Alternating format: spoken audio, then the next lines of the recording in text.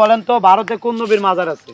আপনি কি পাগল নাকি? ওটা তো পুরাটাই হিন্দুর দেশ, তাহলে মাজার থাকবে কোন জায়গায়? না না, ভারতে তো কিছু কিছু জায়গায় মুসলমান আছে, তাই না? মুসলমান, খ্রিস্টান, হিন্দু, বৌদ্ধ সব জায়গায় আছে। তাহলে যাকে মাজার করতে পারবে?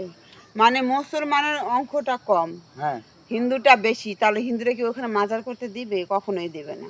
কেন দেবেন? আমার ইচ্ছা করলে আমি মুসলমান, আমার জায়গায় আমি মাজার করুম, মসজিদ করুম, সেটা আমার ইচ্ছা। আচ্ছা আপু, আপনার কি মতামত যে ভারতে কোন নবীর মাজার আছে?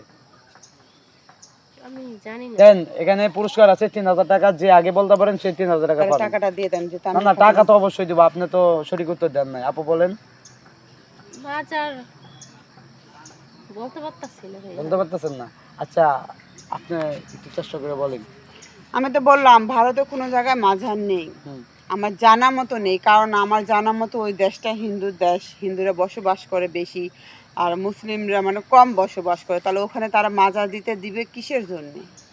না না, যেহেতু শুনেন হিন্দুর চেয়ে কিন্তু মুসলমান করে বেশি, তাই না?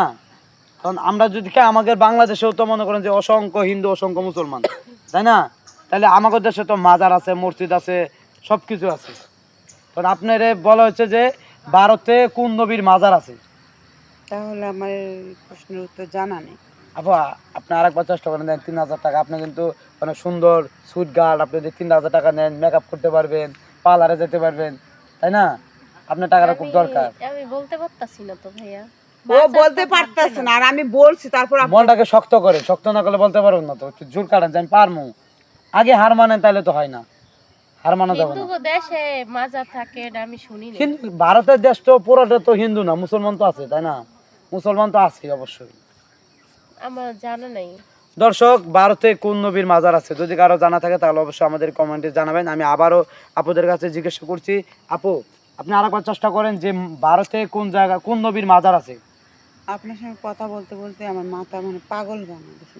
আরে টাকা কামাইবেন, পাগল হবেন না। তো টাকা 3000। কামাইতে আমি সঠিক উত্তর দিই, আপনি টাকাটা দেন। আচ্ছা, আপনার জামাই হারা দিন কয় টাকা ইনকাম করি রোজ? আমার জামাই হলো একটা কামলা, মানে হয়তো ইট বালু আছে না, ওটা দিয়ে মানে 2 তলায় 6 তলায় 4 তলায় 5 আচ্ছা যাই হোক, তাহলে 500 টাকা কামলা। আচ্ছা 600 টাকা কামলা। জি। মানে আজকে সারাদিনে যদি আপনি যদি 3000 টাকা পান, তা আপনার জন্য উপকার না? হ্যাঁ অবশ্যই।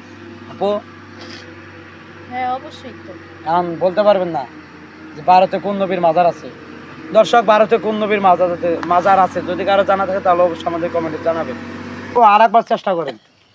দেখেন আপনি টাকাটা দেন, আমরা চলে যাই, আমাদের সময় নষ্ট করার দরকার নেই। টাকাটা দিমু, টাকাটা হ্যাঁ, এমনিতে আপনি কি আপনি। টাকা দিবেন? আচ্ছা আপু, আমি টাকা দিব না। কখন ধরে খালি দাদা জিজ্ঞাসা করতেছেন টাকা দেন না কিছু না, লোভ দেখাইতেছেন। আরে আপু, লোভ দেখাইতেছি না, কারণ হচ্ছে এই যে আপনাদের সঠিক সময় উত্তর। নষ্ট একটা করতেছেন। কথা বলি, আপনার সঙ্গে সারা দিনে যদি আমি মানে পেছার পরে আমাদের সময় তো নষ্ট হবে, বাজে পেছার পর সমানে আপনার এই টাকা চলো নিয়ে তো, আপনি চলো। থাকেন। টাকা লাগবে না। এই আপু শুনে যান। দর্শক, ভারতে কোন নবীর মাজার আছে যদি কারো জানা থাকে তাহলে অবশ্যই আমাদের কমেন্টে জানাবেন। সাথে জিতে নেন 3000 টাকা।